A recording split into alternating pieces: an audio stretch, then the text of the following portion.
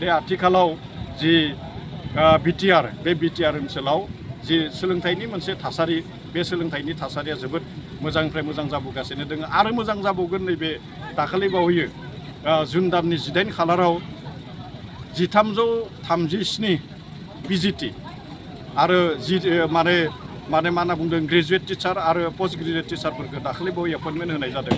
आरो बावैनो 1000निख्रुइबो बांसिन एलपि आरो एमइ स्कुलाव आरोबाव टिचारफोरखौ एपइन्टमेन्ट होनाय जागोन। दा बेवहाय फोरोंगिरिफोरनि जेंना दङमोन जेब्ला माने सरकाराव फैजेनो जोङो अब्ला जोङो फोरोंगिरिनि जेंनाखौ नुनो मोन्दोंमोन नाथाय दा बेवहाय फोरोंगिरिनि जेंनाया सुस्रांजानायनि लामायाव बियो दोङोसै आरो फैबाय थानाय समाव जोङो जोंनि जिखिनि सरकारि स्कुलफोर बे सरकारि स्कुलफोराव मोजां माने सोलोंथाइ मोननायनि जि मोनसे बेबस्था जि मोनसे राहा बियो जाबाय आरो माने बेबायदि फरायसालिनिफ्राय जों आरोबाव साबसिन गियान साबसिन सोलोंथाइ लानो हानायनि जि मोनसे थासारि बेखौ जोङो मोनबाय। आथिखालाव बिटिआरआव मोन 1800निख्रुइबो 1800नि बांसिन गुदि फरायसालि गेजेर फरायसालि जौमा फरायसालिमा बेवहाय माने फोसाबनाय आरो गोदानै लुफुंनाय बे लुफुंनाय हाबाफारिफ्रा जाबाय थादों। बिटिआरनि चिफ थामहिनबा जोंनि इडुकेसना बिथांनि सोलोंथाइ बिथांनि आवथायावनो दोङो। जोङो नुनो मोन्दों जे बिटिआर ओनसोलाव माने दासिम अखा सेरनाय अखा हानानै माने क्लास खालामनो हायि माखासे फरायसालि जोङो नुदोंमोन आगोलाव खिन्थु दासिम बेबायदि जेंनाया जोंहा सुस्रांजादों आरो गोबां फरायसालिफोराव सरकारि फरायसालिफोराव आथिखालाव फरायसाफ्रा बांदों आरो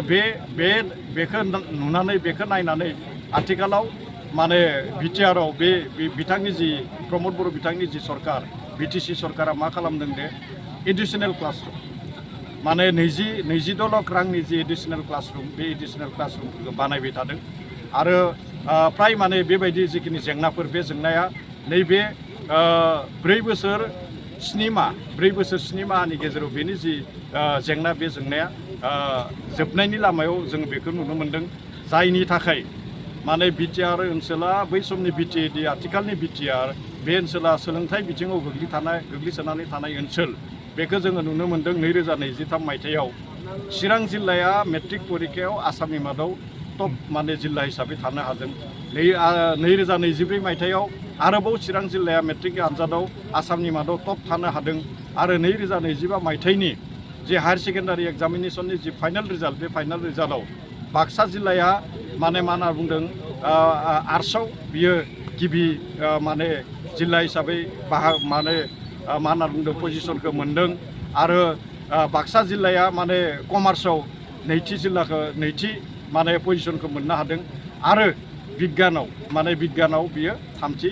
माने माबाखौ मा मोननो हादों दे थामथि जि पजिसन बे पजिसनखौ मोननो हादों। दा बैनिफ्राय जोङो नुनो मोन्दों बे आथिखालाव जि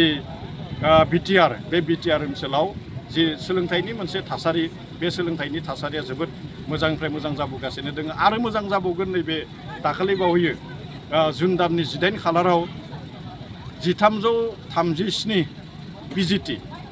आरो माने मा होनना बुंदों ग्रेजुवेट टिचार आरो पोस्ट ग्रेजुवेट टिचारफोरखौ दाखालि बावै एपइन्टमेन्ट होनाय जादों आरो बावैनो 1000निख्रुइबो बांसिन एलपि आरो एमइ स्कुलाव आरोबाव टिचारफोरखौ एपइन्टमेन्ट होनाय जागोन। दा बेवहाय फोरोंगिरिफोरनि जेंना दङमोन जेब्ला माने सरकाराव फैजेनो जोङो अब्ला जोङो फोरोंगिरिनि जेंनाखौ नुनो मोन्दोंमोन नाथाय दा बेवहाय फोरोंगिरिनि जेंनाया